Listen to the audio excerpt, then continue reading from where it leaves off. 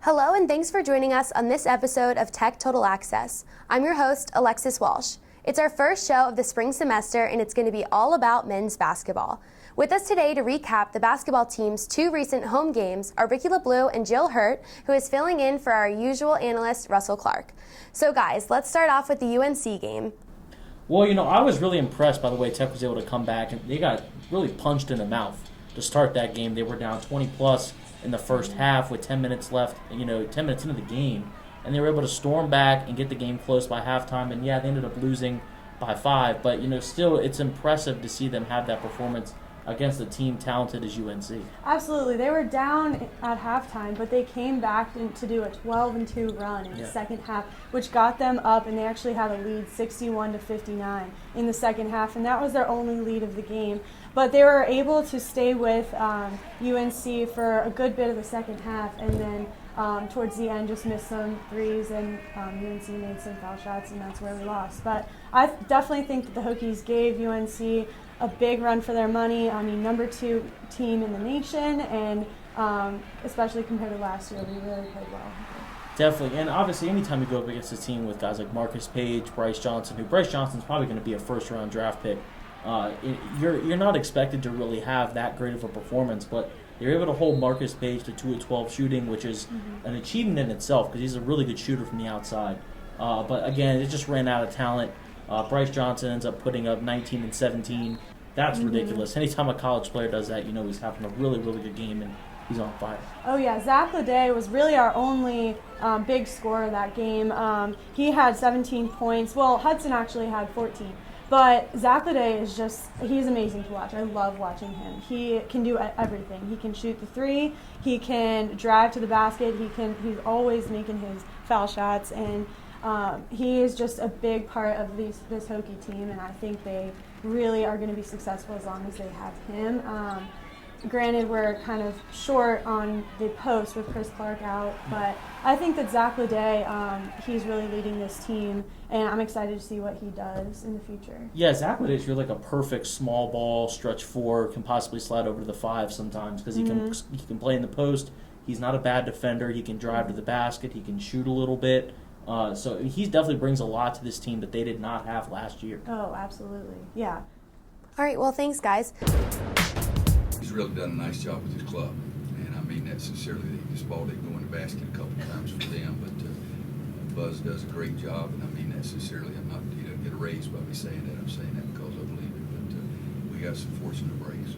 We had a tough time keeping those guys in front of us, and then Blackshear was really, really good. I didn't expect him to step out and make the 3 like he did.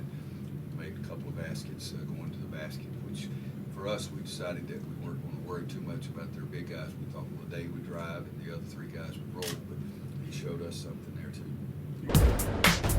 Okay, now shifting to the Louisville game, another home loss for the Hokies, but how do you guys think they played? I was really impressed by the way they played. Louisville's a very good team. They're very well coached with Rick Pitino, obviously, who's a legend. However, they just couldn't finish. They seemed like the perimeter defense was lacking, which has been a theme this year. They were going under ball screens. They were just losing guys on the defensive end. And Damian Lee, who's their best scorer and a really, really good shooter, hit 6 threes in this game, 6 of 8 overall from the field. Overall, the Cardinals hit 12 three-pointers. Anytime you give up that many threes, it's really hard to compete no matter how well you do offensively. Absolutely, and Jalen Hudson and Seth Allen both have really great games scoring-wise. Hudson had 27 and Allen had 26, and even that they couldn't get over Louisville's strong performance. They had 12 threes overall in the entire game. So, I mean, anytime you have a shooting game like that, there's nothing really that you can do. Even though Buzz said that all but 3 were contested, still, you just can't get over something like that. So. Definitely, and Buzz said after the game that with the new rules, that's the kind of offense that he's expecting from Tech, getting to the line 30 times, and it's ugly to watch. It's not fun. It's not flashy, but it's effective, and they hit most of their free throws. But again, when you're going under all these ball screens, and Buzz, he said that only 3 were uncontested. I saw a couple more, but again, he's way a lot smarter than I am. But obviously, but again, you've got to find ways to stop shooters. You've got to deny them the ball. Yeah. You've got to step up on guys. You've got to close out quicker. And they just couldn't do it. It was just 3-ball after 3-ball after 3-ball. And every time Tech would close the lead and get it to 5-6 points, Louisville would just hit another 3, and the momentum just went completely out of the stadium. Yeah, and even Zach Leday tried to add something. He had 20 points, and he was perfect on free throws with 8 free throws. And still, they just couldn't get over that hump. But, now after this game, Tech is 12-9 in the ACC, and they're still trying to keep that winning record, but the losses are creeping up on them, I think. Yeah, and I think the most interesting point of this game was only 4 Tech players scored. You don't see that often. Granted, 3 of them had 20-plus points, Right.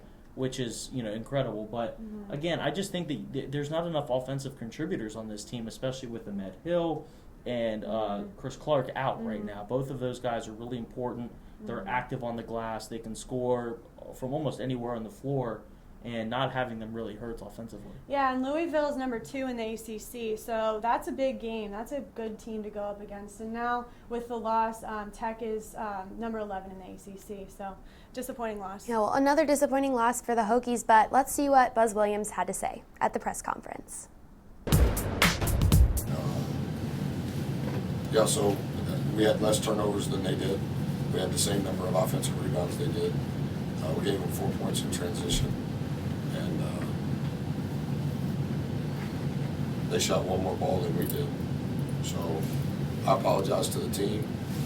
You guys did everything that I asked you to do. I thought you played with great heart, great energy. We call three consecutive baskets a heat. 3 consecutive stops in Turkey. We had 8 heats against the number 1 defensive field goal percentage team in the country. We got to try to figure out how to stay out of foul trouble. That we don't have enough of a margin where guys are having to sit for longer than normal. But I thought Johnny was big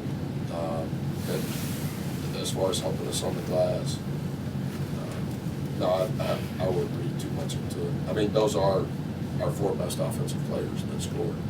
They were driving on the 4-man, and to God, and everything he does offensively is difficult. He's really one of our bright young coaches in our game. For the 2nd year at Virginia Tech, he's doing an awesome job.